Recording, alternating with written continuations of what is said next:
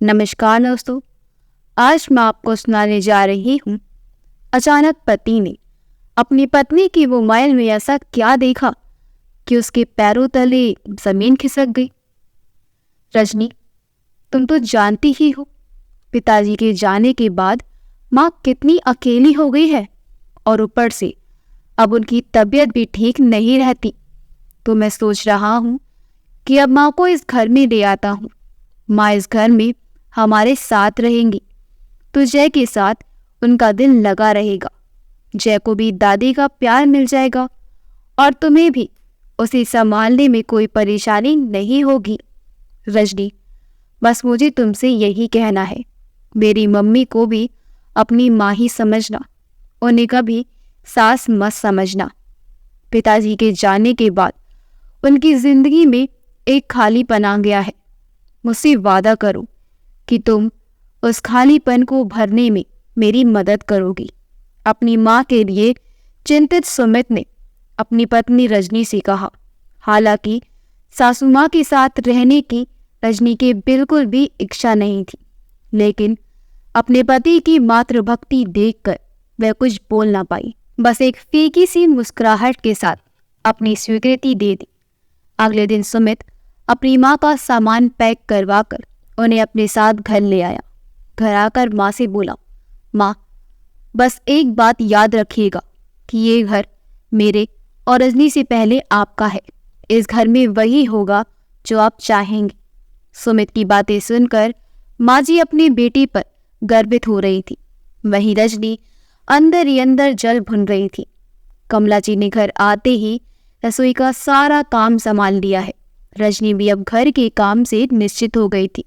रजनी का मायका शहर में ही था, लेकिन ये सोचकर कि उसके पति का खाना कौन बनाएगा, रजनी अपने मायके रहने नहीं जा पाती थी। लेकिन कमला जी के आने के बाद रजनी अपने बेटे को कुछ दिनों के लिए मायके रहने चली गई। चलो, एक बात तो अच्छी हो गई जो तुम्हारी सास यहाँ रहने आ गई। अब तुम किसी भी समय और कितने भी दिनों के लिए हमारे पास रहने आ सकती हो। मायके पहुंची रजनी से उसकी माँ ने कहा, हाँ माँ, वो तो ठीक है, लेकिन तुम्हारा दामाद तो पूरा श्रवण कुमार है, अपनी माँ का हद से ज्यादा ख्याल रखते हैं। बेटा, तुम्हारी सास बहुत सीधी बनती है। यही सीधापन दिखाकर ही उन्होंने तुम्हारे पति को मुट्ठी में किया हुआ है। लेकिन तुम उनके इस माया जाल में बिल्कुल मत फंसना, नहीं तो वो तुम्हें भी अपनी उंगलियों पर नचाना चाहेगी। इसलिए अपनी सास से जरा होशियार ही रहना, और ज्यादा परेशान करे तो उन्हें अपने घर चलता कर देना। अभी रजनी का अपने मायके में पहला ही दिन था और उसकी माँ ने उसके साथ ऐसा अनमोल ज्ञान बांटने का शुरू कर दिया था, या यूं कहे कि अपनी ही बेटी को अपने पैर पर कुल्हाड़ी मारने की सलाह देनी शुरू कर दी। कुछ दिन यूं ही बीत गए। आज सुमित का जन्मदिन था और रजनी भी मायके से आने वाली थी, तो सुमित रजनी को मायके से लेने के लिए चला गया। कमला जी को अपनी तबीयत कुछ ठीक नहीं लग रही थी, तो थोड़ी देर के लिए बिस्तर पर लेट गई। लेटी लेटी याद करने लगी कि किस तरह वर्षों पहले वो अपने बेटे के जन्मदिन पर उसकी पसंद का खाना और केक बनाकर उसे सरप्राइज दिया करती थी। आज इतने वर्षों के बाद वह सुमित के साथ है, तो उन्होंने उसे फिर से सरप्राइज देने का सोचा और बीमार होने के बावजूद भी उसकी पसंद का केक और अन्य लजीज व्यंजन बनाने में जुट गई। बड़ी प्रसन्नता के साथ बेटे बहू के आने से पहले सब कुछ तैयार करके रख दिया और कुर्सी पर बैठकर बच्चों के आने का इंतजार करने लगी। मन यही सोच सोचकर खुश हो रहा था कि आज इतने दिनों बाद अपने बेटे को सरप्राइज देकर सुमित के बचपन की यादें ताज़ा हो जाएंगी और 1.5 साल का जय भी केक खाकर बहुत खुश हो जाएगा। करीब 1 घंटे बाद गाड़ी के हॉर्न की आवाज़ सुनाई दी, तो कमला जी ने दरवाज़ा खोला। सुमित और रजनी गाड़ी में से बैग और अन्य सामान निकाल रही थी, तो कमला जी जय को उठाकर अंदर ले आई। इतने दिनों बाद जैसे मिलकर सीमा जी के चेहरे पर अलग ही मुस्कान थी। बेटा बहू जैसे ही अंदर आई तो हैरान हो गई। घर खाने की खुशबू से महक रहा था। अमित बाथरूम से हाथ मुंह धोकर आया तो इतने में कमला जी फटाफट रसोई में से केक उठाकर ले आए और सारा खाना भी टेबल पर लगा दिया और सुमित के आते ही बोली, जन्मदिन मुबारक हो बेटा, जुग जुग जियो। इतनों वर्षों बाद माँ के हाथ का बना केक देखकर सुमित बहुत खुश हो गया। सुमित ने जैसे ही केक काटा तो कमला जी उसे केक खिलाने लगी। इतने में बहू तपाक से बोली, अरे ये क्या कर रहे हैं आप, और इतना सब बनाने की जरूरत क्या थी माँ जी? कम से कम फोन करके पूछ तो लिया होता, हम तो बाहर से खाना खाकर आए हैं। बहू की बात सुनकर कमला जी कुछ हैरान सी हो गई तो सुमित बोला, माँ वो बात ये है कि रजनी की बहन भाई पार्टी की जिद कर रही थी, इसलिए हम लोगों ने बाहर ही खाना खा लिया। लेकिन माँ, बाहर आपके हाथों की जैसा खाना स्वाद मुझे कहाँ मिलेगा? मुझे तो ये खाना देखकर दोबारा भूख लग रही है। सुमित ने केक का टुकड़ा मुंह में डालते हुए कहा तो कमला जी ने खुश होकर प्लेट में खाना परोस दिया। जैसे ही कमला जी जय को थोड़ा सा केक खिलाने लगी तो बहू ने जय को कुर्सी से उठा लिया और बोली, नहीं माँ, हमने जय को भी खाना खिला दिया था, उसका पेट भरा हुआ है। यदि ज़्यादा खाना खाएगा तो कहीं तबीयत खराब ना हो जाए, और मुझे भी भूख नहीं है। कहते हुए बहू जय को लेकर अपने कमरे में चली गई। लेकिन सुमित ने भूख ना होते हुए भी अपनी माँ का दिल रखने के लिए एक चपाती खा ली। ये सब देखकर कमला जी की आत्मा तृप्त हो गई, लेकिन कुछ सोचते हुए अपने कमरे में बैठी हुई रजनी के कलीजे पर सांप लूट रही थी। खाना खाकर जैसे ही सुमित अंदर आया तो रजनी का फूला हुआ मुंह देखा। कारण पूछा तो रजनी तो जैसे उस पर बरसने को तैयार बैठी थी। मुझे ये बात समझ में नहीं आ रही कि जब भूख नहीं थी तो खाना खाने की क्या जरूरत थी तुम्हें? अरे पर मेरी माँ ने मेरे जन्मदिन के लिए इतनी दिल से खाना बनाया था, मेरा फेवरेट केक बनाकर रखा था, उस खाने में मेरी माँ का प्यार था, मैं ऐसे कैसे खाने को मना कर सकता था?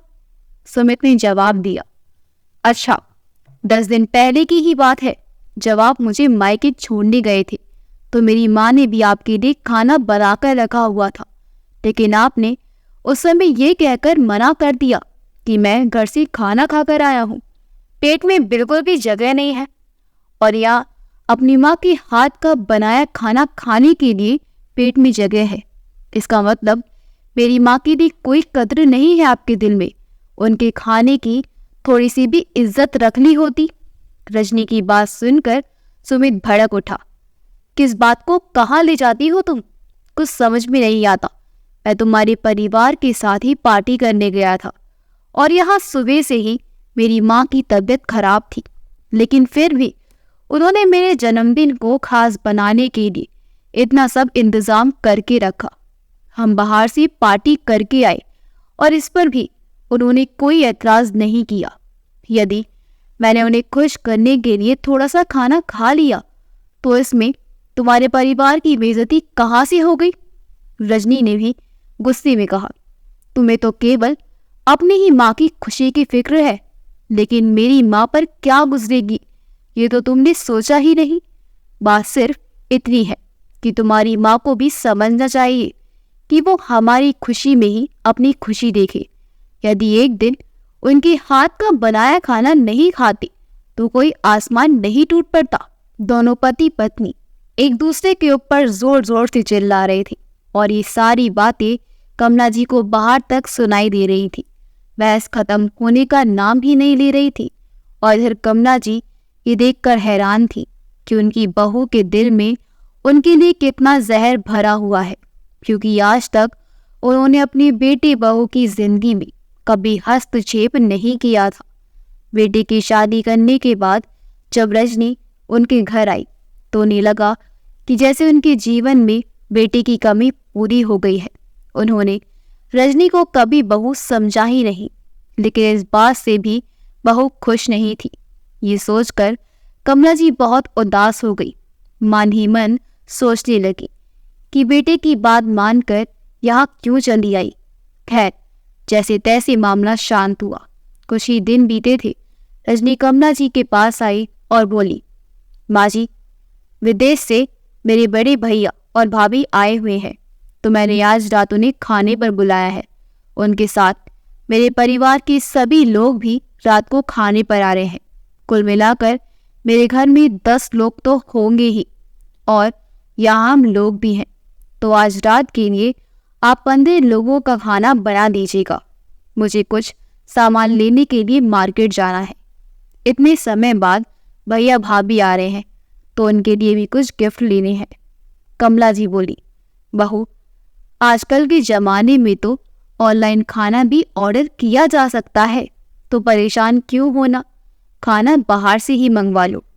रजनी बोली, माँ जी, आप तो जानती ही हैं, मेरे पिताजी की तबीयत थोड़ी खराब रहती है और बाहर का खाना उनके लिए ठीक नहीं है। और फिर मेरे भैया भाभी क्या सोचेंगे कि अपने घर बुलाया और अपने हाथ का बना खाना भी नहीं खिलाया। तुम्हारी बात ठीक है बहू, यदि घर का बना खाना ही खाना है तो मैं खाना बना देती हूँ। डिनर की तैयारी करने के लिए कमला जी दोपहर से ही काम में जुट गई। बिना रुके लगातार काम करते रहने से कमजोरी महसूस होने लगी। फिर भी ये सोचकर काम में लगी रही कि अगर बैठी गई तो खाना नहीं बन पाएगा। लेकिन थोड़ी ही देर में उन्हें चक्कर आने लगी, तो जाकर सोफे पर बैठ गई। तब तक सुमित भी आ चुका था। अपनी माँ की ऐसी हालत देखकर उन्हें तुरंत चेकअप के लिए अस्पताल ले गया, तो पता चला कि उनका बीपी लो हो गया था। माँ की तबीयत बिगड़ी हुई देखकर सुमित ने रजनी को प्रोग्राम कैंसिल करने के लिए कह दिया। 2 घंटे बाद जब तबीयत कुछ ठीक हुई तो सुमित अपनी माँ को लेकर घर आ गया। रजनी ने अपने परिवार के लोगों को आने से प्रोग्राम तो कैंसिल कर दिया था, लेकिन अगले दिन उसने अपनी सासू माँ को खूब कड़ी कोटी सुनाई। ऐसी कौन सी बीमारी थी सासू माँ जो 2 घंटे में ही ठीक हो गई? साफ साफ क्यों नहीं कहती कि मेरे परिवार वालों का इस घर में आना आपको पसंद नहीं है, इसलिए आप बीमारी का नाटक कर रही थी। इस पर कमला जी ने कहा, बेटी, मेरी तबीयत सच में खराब थी और भला मैं नाटक क्यों करूंगी। लेकिन रजनी ने अपनी सास का यकीन नहीं किया। उसके बाद तो उसने उनसे सीधे मुंह बात करना भी छोड़ दिया। बहू के व्यवहार से कभी कभी तो कमला जी का उस घर में दम घुटने लगा था। कई बार अपने बेटे सुमित को पुराने घर वापस ले जाने के लिए कह चुकी थी, पर सुमित उन्हें वापस जाने नहीं देना चाहता था और हमेशा टालमटोल कर देता था। लेकिन जय अपनी दादी के साथ काफी घुल मिल गया था। उसे दादी का साथ बहुत अच्छा लगता था, तो रात को भी माखन चोर की कहानियां सुनते सुनते अपनी दादी के पास ही सो जाता था। कमला जी जय के सहारे ही अपना समय काट लेती थी। एक दिन रजनी बाजार में खरीदारी करने के लिए गई हुई थी, तो जय को दादी के पास ही छोड़ गई। दादी भूख लगी है कहते हुए जय कमला जी से कुछ खाना मांगने लगा। जय को खाना देने के लिए जैसे ही कमला जी किचन में गई तो फर्श पर पानी गिरा होने के कारण एकाएक उनका पैर फिसल गया और वह नीचे गिर गई। कमर में बहुत तेज दर्द शुरू हो गया। कमला जी उठने में असमर्थ थी, फिर भी जैसी तैसी करके फोन के पास पहुंची और बेटे को फोन लगाकर सारी बात बता दी। सुमित जल्दी से घर पहुंचा और अपनी माँ को बिस्तर पर लिटाया। रजनी को फोन लगाया। रजनी, माँ रसोई में अचानक फिसल गई है और दर्द के कारण करहा रही है। मुझे ने डॉक्टर के पास लेकर जाना है। जय अकेला घर पर है, तुम जल्दी से घर पर आओ। हे भगवान, एक तो जब से आई है तब से बीमारी का बहाना किए बैठी है और अब ये नई मुसीबत ना जाने कहाँ से आ गई। ये माँ बेटा मुझे चैन से जीने भी नहीं देंगे। मन ही मन बड़बड़ाते हुए रजनी घर आ गई। सुमित कमला जी को डॉक्टर के पास लेकर पहुंचा तो डॉक्टर ने उनकी जांच करवाई।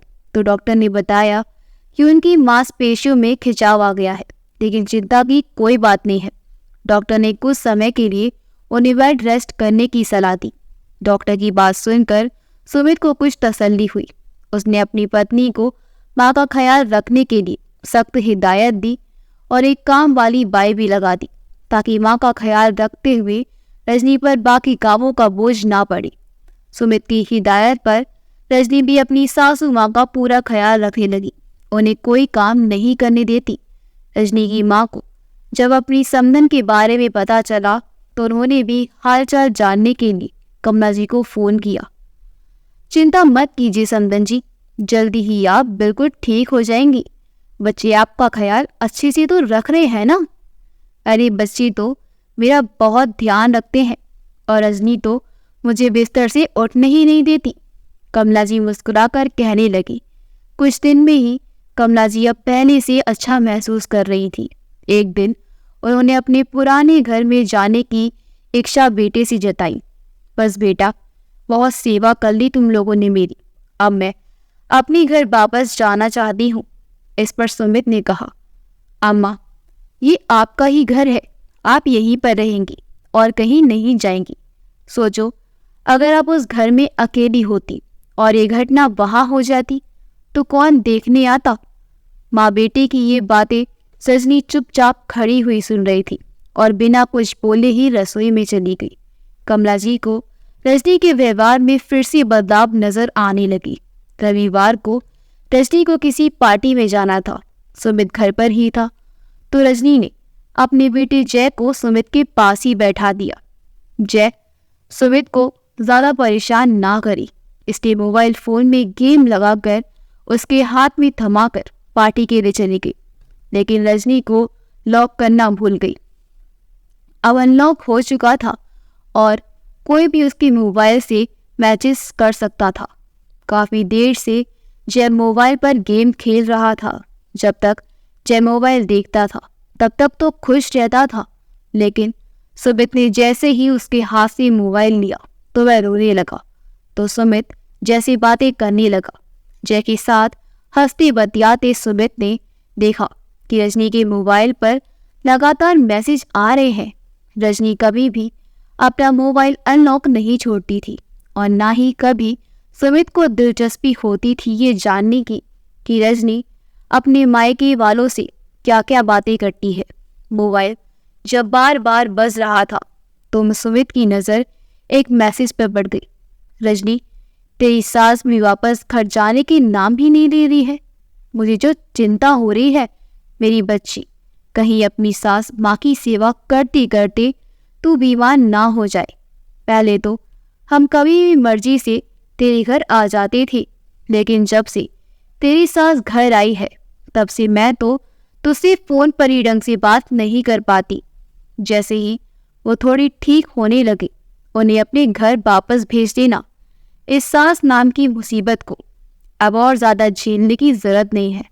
और अब अगर वह श्रवण कुमार तुम्हें जाने से रोके तो मायके जाने की धमकी दे देना।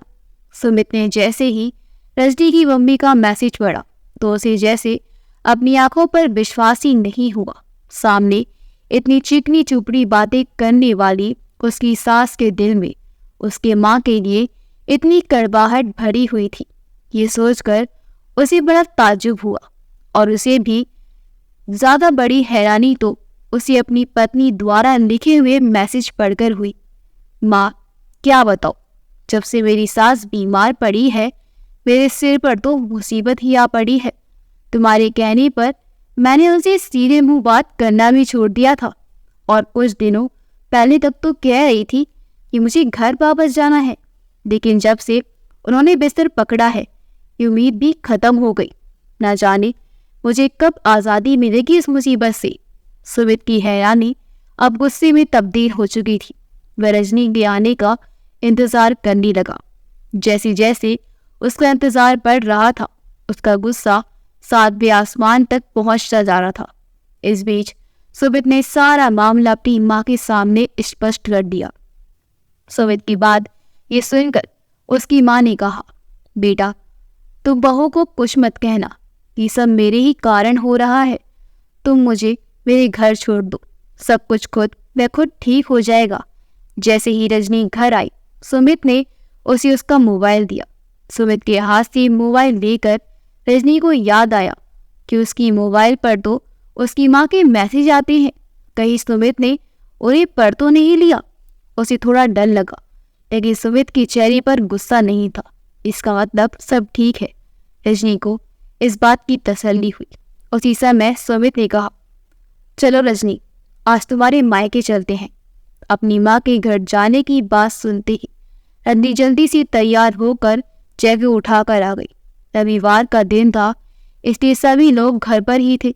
बेटी दामाद को आया देखकर रजनी के पिता ने कहा, अरे सुमित जी, आइए, कुछ चाय नाश्ता तो लेकर आओ।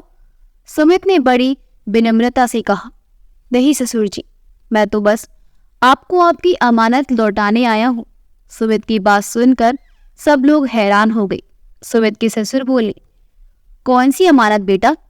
ससुर जी, अपनी बेटी को अपने पास ही रखिए। मेरे घर में अब इसकी कोई जगह नहीं है।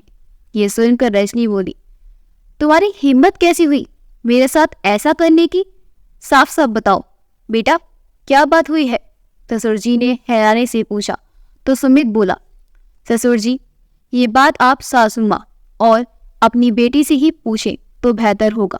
रजनी की माँ हैरानी से सुमित की तरफ देखने लगी और गुस्से में बोली, दामाद जी, आखिर आपको समस्या क्या है, कुछ बताएंगे? समस्या तो आप है सासू माँ, जो अपनी बेटी का घर बसने नहीं देना चाहती। अपनी पोल खुलती देखकर सासू माँ ने चुप रहना ही बेहतर समझा। तुम्हारी हिम्मत कैसी हुई माँ से इस तरह बात करने की? रजनी गुस्से में चिल्लाई। रजनी, इसमें गलत क्या है? तुम भी तो अपनी सास के बारे में इसी तरह बात करती हो। रजनी बोली, मैंने ऐसा कब कहा तुम्हारी माँ के बारे में? तो ठीक है, फिर आज दूध का दूध और पानी का पानी हो ही जाने दो। सुमित ने कहा, ससुर जी, रजनी से कहो कि ये अपना मोबाइल अनलॉक करे। ये सुनते ही रजनी हड़बड़ा गई और मोबाइल अनलॉक करने से मना कर दिया। लेकिन अब अपने पिता द्वारा दोबारा कहा गया तो उसने मोबाइल खोल कर दे दिया। सुमित ने सारे संदेश अपने ससुर जी को दिखाए, जो रजनी और उसकी माँ ने एक दूसरे को भेजे हुए थे। मैसेज पढ़कर ससुर जी की हैरानी का ठिकाना ना रहा। ससुर जी, सासू माँ यही बैठे बैठे हमारे घर पर पूरा पूरा कंट्रोल रखती हैं। ये बात कहाँ तक सही है? अपनी बेटी को सही बात समझाने की बजाय घर में कलेश कैसी करना है, ऐसा सिखा रही है। रजनी और उसकी माँ के मैसेज पढ़कर ससुर जी का चेहरा गुस्से में लाल हो रहा था और परिवार के सभी लोग हैरानी भरी नजरों से उन दोनों को देख रहे थे। अब सारा मामला स्पष्ट हो गया था तो रजनी और उसकी माँ की आंखें शर्म से झुक गई। अब रजनी से कुछ कहते ना बन रहा था, क्योंकि अब सभी को रजनी और उसकी माँ की करतूतों के बारे में पता चल चुका था। रजनी के पिता ने उसकी माँ को गुस्से में फटकार लगाते हुए कहा, कुछ तो शर्म की होती। तुम्हारी इन्हीं हरकतों के कारण हमारी एक बेटी तो पहले ही तलाक लेकर घर बैठी है और अब तुम दूसरी का भी घर तोड़ने चली हो। और रजनी, तुमने आइंदा कभी ऐसी हरकत दोबारा की तो मुझसे बुरा कोई नहीं होगा। ससुर जी सुमित से बोले, माफ करना बेटा, हमें तो लगा था कि हमारी बेटी अपने घर में सभी को बहुत खुश रखती है, अपनी सास की बहुत इज्जत करती है, लेकिन यहाँ तो कुछ और ही चल रहा था। अच्छा हुआ बेटा, आपने समय रहते इन सब बातों से हमें अवगत करा दिया। अपने ससुर जी को हाथ जोड़े देखकर सुमित ने बड़ी विनम्रता से कहा, पिताजी, किसी की बेइज्जती करना मेरा मकसद नहीं था, लेकिन जब मैंने अपनी माँ के खिलाफ साजिश होते हुए देखा तो मैं खुद को नहीं रोक नहीं पाया। बेटा सुमित, अब एक काम और कीजिए, हमारा मान रखते हुए आप रजनी को अपने घर वापस ले जाइए। अपने ससुर जी के कहने पर सुमित रजनी को अपने घर लेकर अपने घर की तरफ चल दिया। थोड़ी देर बाद रजनी के पिताजी भी रजनी की माँ को लेकर घर पर आ गई। रजनी ने अपनी सासू माँ से हाथ जोड़कर माफ़ी मांगी और रजनी की माँ ने भी अपनी समधन जी से माफ़ी मांगते हुए भविष्य में उनके परिवार में बेवजह दखल ना देने का आश्वासन दिया। अब तो रजनी की समझ में भी सब आ चुका था, तो सभी लोग खुशी खुशी रहने लगे। अगर आपको हमारी कहानी अच्छी लगी हो तो हमारे वीडियो को लाइक करें, शेयर करें और हमारे चैनल योगी वॉइस को सब्सक्राइब कर दें। मिलते हैं अगली वीडियो में। आपका बहुत बहुत धन्यवाद।